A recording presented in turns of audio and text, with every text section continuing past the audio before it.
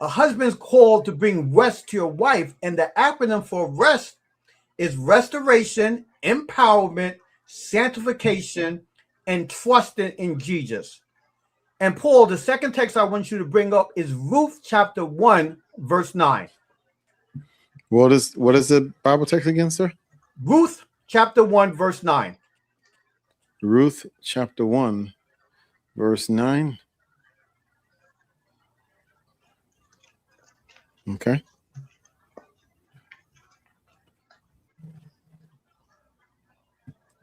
Tracy, you are a reader for this evening. Drum roll. Okay. The Lord grants you that you may find rest, each of you in the house of her husband. Then she kissed them, and they lifted up their voice and wept. All right. So the Lord is telling Naomi and her two daughters-in-law, this is the story of Ruth, that you should find rest, each of you in the house of a husband. And you remember a couple of episodes before, we have discussed that the husband actually means house band. Remember, Brother Paul? Yeah. So a husband is called to be a house, or to bring house, bring peace, bring tranquility, bring growth, bring resiliency, bring warmth of a house for the wife. And it says here that the Lord grant you that you may find rest, each of you in the house of the husband. Now, here's the catch. We're talking about heavenly rest. But unfortunately, and I've been there before, I brought earthly rest to those who I was involved in the past. And I caused a lot of women a lot of headaches. And the acronym for earthly rest is revenge, evilness, satanic, and T. What I remember, T. Oh, what T. Help me out. T. Trivial. Would I have a T? R stands for, once again, Revenge. E for evil. S is satanic, and T. T. I can't remember, trivial or terrible. Say it again. That's terrible, but I'm not good at acronyms, sir. So trouble. I can't think for that. You can put trouble. That's exactly what I did when I was a boy. I had no power. The Bible talks about having power, having a sense of godliness, but absolutely no power. Brother Paul, Brother Tracy, that was me. But I would, if you was to ask, if each one of you guys would have would speak to my wife, I am praying that my wife can say that my husband brings me rest, heavenly rest, and peace inside this home. Hey, I want to interject here. I don't want to be an advocate for the enemy, but looking at this Bible text that we have here, Ruth 1 verse 9, the Lord grant you that you may find rest, each of you in the house of your husband. Then she kissed them and lifted up their voice, and they lifted up their voice and wept. So they were disappointed, by the way. Now, here's my question, and it's not a question. Forget about the question. In this day and age, women are struggling, I believe, to find rest. Yes. Likewise, men are struggling to bring this type of heavenly rest. Why? Because the world is telling us that that is not your responsibility. It is not your job to bring rest to your wife. It is not your job to bring rest to your home. I would dare say that the world is telling us, let me pull this down off the screen. Let me give us a close-up here. I would dare say that the world is telling us that we should be selfish. And my way goes. It's my way or the highway. That's the world. The world is telling us that. And many people are struggling because they don't understand the role that a man ought to have in the home. And the women don't realize that God is calling for their husband to be their rest. And there's many different facets of us as men being that rest in the home. And by the way, I'm not saying that the wife does not bring comfort. As a matter of fact, I believe there's a Bible text that says the wife ought to be the comfort of the home. But I will definitely say this: if we were on the same page, and because the enemy hates marriage, he hates it with a passion. Those of us that call ourselves followers of God are even struggling with this because we have subscribed to the solution that the world offers.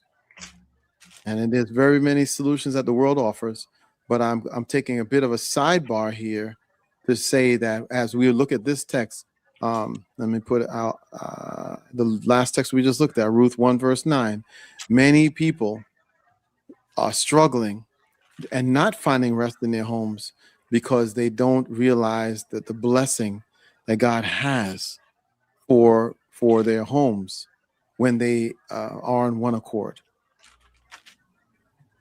Excellent. All right. And here is the acronym for husband. All right. Before we transition to wives, here's the acronym for husbands: heavenly minded, understanding, Sabbath keeper. I love that one. Belonging, abiding, newness, and dedication. Any thoughts? What was the other three letters? I'm still trying to write it down. Okay, heavenly minded, understanding, Sabbath keeper, belonging, abiding,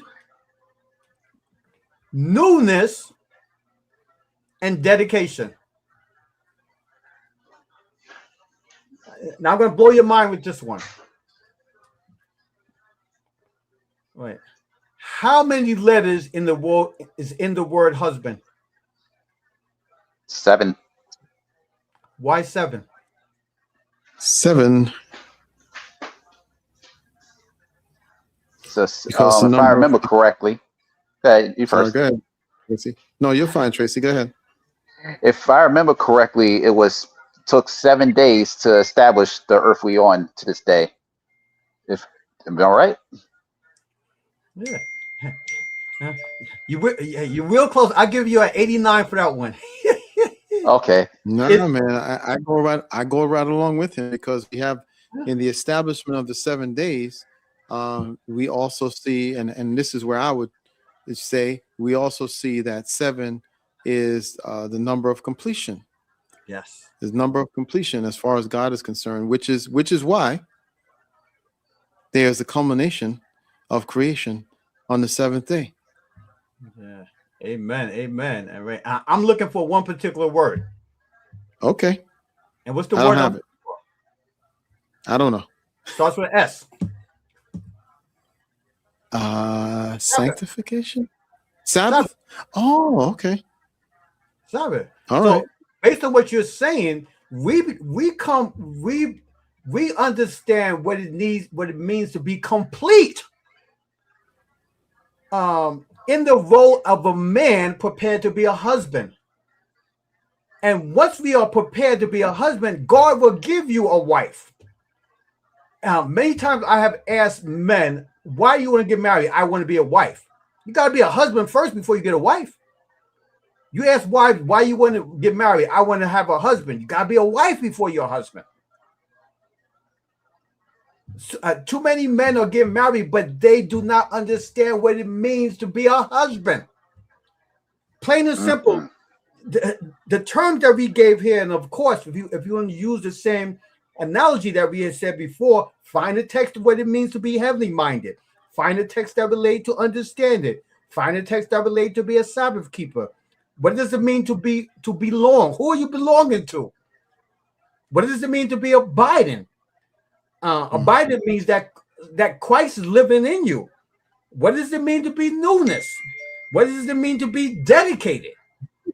And as a man, and I realized that before I wish I had this understanding before, but this came to me afterwards.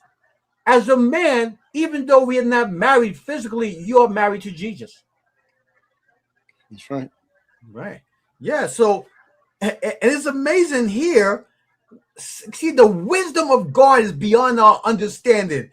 Elder Colvin Sylvester, or Elder Colvin Sylvester. Elder, let me call you back. I'm in a live broadcast.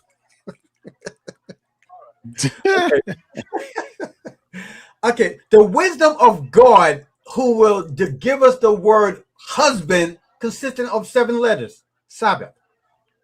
So in these last days, men are either, whether you're married or not, you are either earthly or you're heavenly, plain and simple.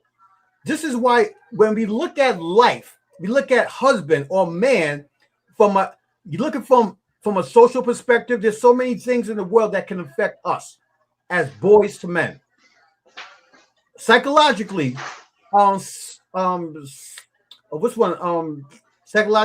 physically, so many things that's keeping us from being boys to men. But when you look at it from a spiritual perspective, you are either heavenly or you're earthly.